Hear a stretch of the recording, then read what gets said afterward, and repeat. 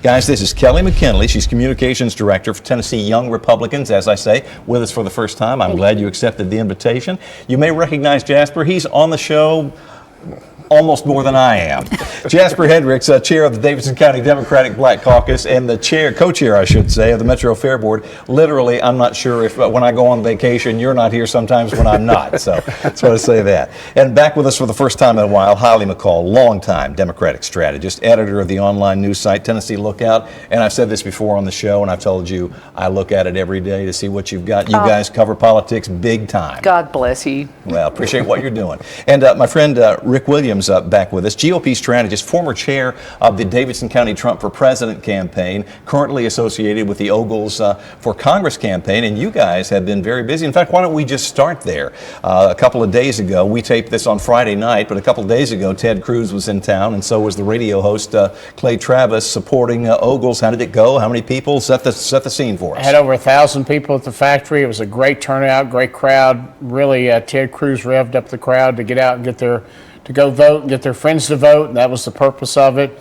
We also had John Rich stop by earlier in the evening. I didn't mean to slight Big John. I knew he was there. I want to mention all the folks that were there. We had a lot of the local. Did he supply beverages for the crowd? Because he has a whiskey brand. No. This was a pretty low-key crowd. This was a family event, so we didn't do that. And we had State Representative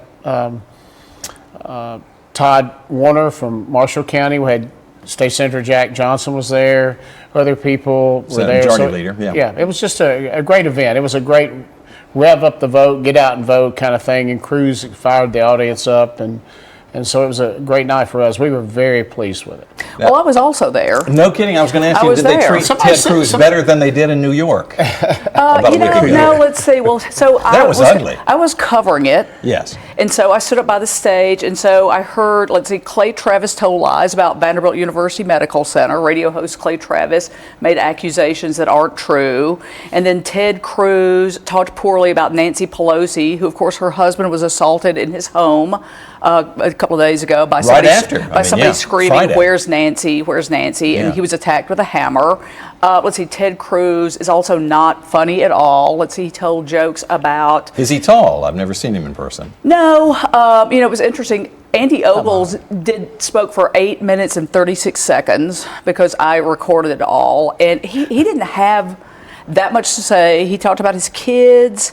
Ted Cruz talked for about 20 minutes and, told jokes about Nancy Pelosi, Chuck Schumer, talked about immigration, said that, kids in North Dakota are overdosing on fentanyl. I didn't hear a lot of Tennessee-specific comment or content, and I didn't hear, Cruz said vote for Andy Ogles, but I don't know that he knows Ogles very well because he sure as heck didn't sound like it. He endorsed him a few months back, but that doesn't necessarily mean anything other than, my campaign coerced your campaign to give us an endorsement. He did whip the crowd up, as Rick said. It was a big crowd. I estimated there were about 1,000 people who were all over 50 and white. I think I saw one person of color in the audience. Jasper was not there, I gather. That was a security officer. And so, but that's their audience. So, I'm not dissing them for that.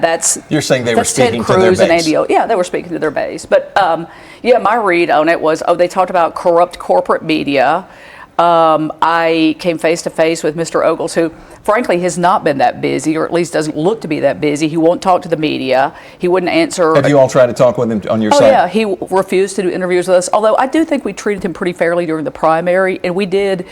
Steve Gill did hook us up to go to his primary night campaign headquarters, and so I think we covered him pretty fairly, published pictures of him, and he won't talk to us now. Neither he nor Ted Cruz would answer questions after. You think he's not talking because he just doesn't think I have to? Yeah, he knows so. Maybe you have a Democratic leadership I saw Rick standing there at the bus. So they took questions. Okay, there was a press segment afterwards. They just didn't answer questions beyond saying, I won't debate you, and calling somebody a member of the corrupt corporate media. So those were the responses. Do you know who that was directed at? Justin Canoe from the Tennessee Holler was the one who they called. Who's also been a guest on this program. Yeah. But also, I think it was a photographer from Main Street, Nashville, which is a very middle of the road. Sure. And he called him a member of the corrupt corporate media. And it was Matt Masters, who's a very good photographer who said I'm actually not part of corporate media. So anyway, that's my take on the Yeah, event. they're very mainstream media and very not corporate media. Small company. Well, I'm glad we agree on the size crowd. And there were young Republicans there Were too. you there so too, Kelly? I was not there, but I Okay. did have plenty of friends that were involved in the crowd as well, and so, So which it's is good that exciting. there were under 50 people there. Yes, which is exciting to know that is happening across the state. It is great that there Big were group under of young 50 white people there. Yeah, but speaking to what Holly was saying about Yeah. the messaging,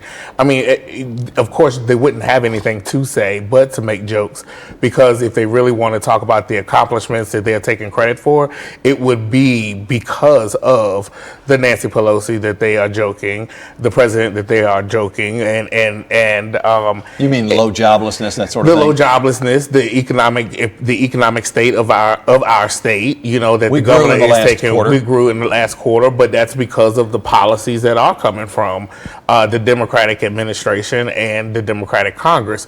It's not because of anything that they're doing at this moment. Our governor has a commercial where he's taking credit for expanding TennCare. The only reason why it's expanded at this current time is because of an emergency health order that our president continues to extend. Now, what is his plan to make sure that those same people that he is taking credit for of having insurance right now, what is his plan beyond this emergency health order once it expires? They have no plan beyond that. But what they they have, want to they do, haven't articulated. they have no plan right now. And so they, because if they did, our legislature would have acted on it during the last legislative session. But they want to continue to take the credit for all of the successes, but then they want to bash and they want to try to exaggerate some of the negative things that are happening in our country when it comes to like crime, for instance. They want to blame Democrats in major cities for crime, but they're not. Our Republican governors are not releasing the amount of money that is needed by our local law enforcement agencies, and not just to put more police on the street, but to invest in programs that will deter crime. And so yes. Yeah, they're going to have a conversation right now. Surplus money should go there, you think? Exactly. It has to go there. If we want to make sure, if we are really concerned about crime, we have to be more than just about locking people up. It's about getting to the root causes of this crime, and why are these young people out on the streets and feel that this is their only alternative in order to just live in this society. I might also add John Cooper, who will take a lot of heat from conservatives. And by the way, I'm not anti-conservative, I am anti-lying. And I hear a lot of and it's campaign season, right? It happens. On But at both any sides, rate, yeah. like I hear this, liberal John Cooper, he's a Democrat. He gave like a 20% increase, like an enormous increase to the police department in this city. So like people who are saying it's because of him, crime's up, it's not because in Nashville of John Cooper. The president this past week has talked about opening our national oil reserves again right before the midterms. Yes. In an effort to reduce gas prices. Critics have said that's bad policy. Well, I think everyone can agree that gas is way too high, and every time you go to the pump, it's one of those things that you regret, and you're like, okay, how much is this going to be? Especially for families that are struggling. You have the single moms that are working and 2 jobs, and they have kids, they have soccer practice, and they're trying to get going. But I think reality hits in knowing that with those gas prices and with the gas tax and with everything else, I think it's about time that we realize that not only is that affecting just everyday life, but it's affecting so many of the middle class, lower class. What about taking the oil from the reserves to make it come down? Because that's just a Band-Aid on a problem that's going to go. It goes on and on. It's like, great, you helped me this month. What about next month when the election's over? Definitely, I think it is. Right now with campaign season and with the elections, people are focusing on that. I think you have the opportunity to help and relieve some of that for some families. But in the long run, is that going to benefit everyone knowing what's happening going forward? You got to fill the nation's gas tank. I don't know where you come down on this because we haven't talked about it, but I think I know what you're going to say. Please weigh in. Well, someone has to be an adult in the room, and somebody has to come up with solutions. The president had expressed concerns with OPEC before. which controls the world's oil and where how it's distributed and where it goes and the cost and those the rates concerning that, and they went against what he suggested, what he wanted. And so he could have easily said, oh, well, and we're going to fight this out. He said, no, we're going to do something in the interim until I can go back over here and talk to these folks and talk some sense into them. Is that going to do any good? Because Saudi Arabia essentially took the meeting and then brushed us off like we're the hell. Right. We don't know. I think they're waiting to see how the midterm election is going to turn out, and to see whether or not, our president is going to be a lame duck president. You think that's why they did it? Because they don't know if he's going to be around? They don't know if he's going to be around, so they don't have to do anything. And that's why it's important for Democrats to get up off your butt and get out and vote. If you want to continue to see this progress, Democrats are going to have to vote, but then also Republicans are going to have to come to sense and say you can't just elect people who are going to be totally against our president, because if you do that, nothing is going to happen. Countries are not going to respect us. We've done a lot over the last couple of years to try to reverse some of the bad stuff that happened in the bad way that people in other countries look at us. And here now we're at jeopardy of losing all of that. Because we have people that want to get elected, right, that don't want to have any progress. I respect you as my friend, but I've just got to say, Joe Biden got us into this by stopping the drilling and stopping the pipeline and everything else, and now he's trying to fix it enough, a Band-Aid enough to get enough votes to maybe keep the Senate. Obviously, I think the House is gone. And as Schumer the other day said, they had a hot mic situation. And I didn't hear this. Go ahead. Oh yeah, it's a hot mic the other day. It's been all over the news, but one of those pretty much was I telling haven't Biden seen that we're probably in trouble. Basically he was telling him that they are going to lose some seats, and I think they already know they're going to lose the House. And so we know we're going to lose seats because y'all stole half of them. Well, also it's a midterm election, which typically goes against. Generally, if you're the president, it's not going to go well for your party. Gas is still. Gas is still more than we want to pay, but it's dropped like $1.50 since the summer. So it's still about $1 more than it was a year ago. It is, but it's come down a lot. And I'm going to tell you what, I don't love paying that much for gas. No. When I was first starting to drive, I paid about $1 a gallon. It's I never remember going to be when it was that 75 again. cents But I'll tell you less, one damn thing. I'm far less concerned about gas prices than the way the Supreme Court has been acting. They overturned Roe v. Wade. Clarence Thomas has indicated they're coming for same-sex marriage. I'm far less concerned about what gas prices are than the rights that are being taken away from Americans, this gerrymandering by Republicans. That is what concerns me. Heidi Campbell has made, in her latest ad, she had a new one that dropped a few days ago, and I looked at it, and her ad is sort of wrapping up in that very topic. The question is that going to be enough to swing a congressional seat for her? They're on talking points tonight. Y'all are doing good staying on the talking points here. I don't know that will be enough for Heidi Campbell, but there are a lot of women, I think, who identify as Republican. It's certainly been shown in other states. And we aren't Kansas, but, Kansas voted down. Kansas is a pretty conservative state, and they voted down an abortion ban there. I don't know that it's going to have the same impact in Tennessee. And, it's a pretty conservative state, so I've talked to a couple of Republicans who, at least we all know, who think that she might have a shot at pulling it off. I don't know if I'm a pessimist or a realist. I think it's just on that issue, though. I think tough. that she's going to have to learn how to talk about all the issues and show just as much concern about some of the other issues as you do abortion and everything, because it's the world doesn't stop on one issue, right? So while we may be focusing on this one issue, everybody else is still working and still doing everything else that they can to take away other rights and to see what else they can block in order to drive up inflation. And we speaking on the oil reserves. Yes, the president has only been the president for 2 years, and so those actions are not the reason why we're here now. It is the actions of prior to. It's just like we didn't get to the Nissan Stadium deal today, just by going to a meeting yesterday. That's been something that's been in the works for over 4 years. So to sit there and blame the president for something that of what's going on right now is a little bit ingenuous. I've got about 15 seconds. Kelly, quickly, do you think Mark Green has anything to worry about in the 7th? I think he's going to do fantastic. people know his dedication and they know his service, not only to Tennessee but to the country. I think people are going to show up and actually vote for him, and he's going to have a victory. I hope they vote. After virtually not campaigning for re-election, I finally got something from the governor's office in the last couple of days. Said he's doing a Get Out the Vote tour across the state, November 3rd through the 7th.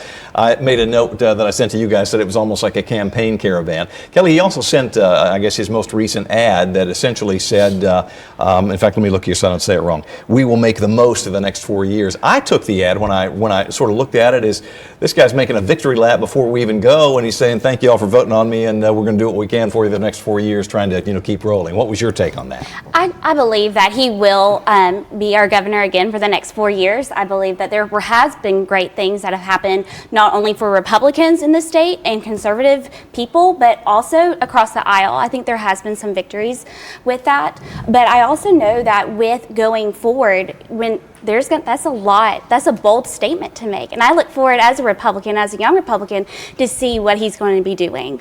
Holly, what'd you think of that ad? Did you see it?